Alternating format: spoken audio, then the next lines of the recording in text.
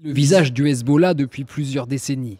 Hassan Nasrallah se fait connaître au début des années 90 et devient rapidement l'un des hommes les plus puissants du pays.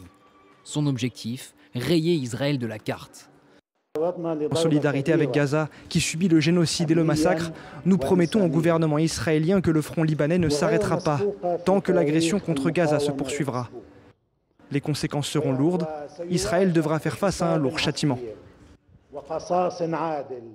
Hassan Nasrallah transforme la milice chiite armée et financée par l'Iran en une véritable organisation politique dotée de 20 à 30 000 combattants, mais aussi d'élus et de ministres.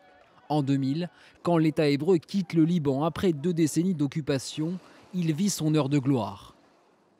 Il souhaite tenir tête à l'État hébreu, et ce, peu importe les conséquences.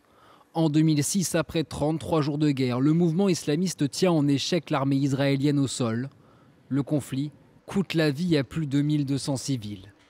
Depuis le début de la guerre à Gaza en octobre dernier, le Hezbollah, allié du Hamas, cible Tsahal, mais paraît de plus en plus affaibli par les bombardements de l'armée israélienne.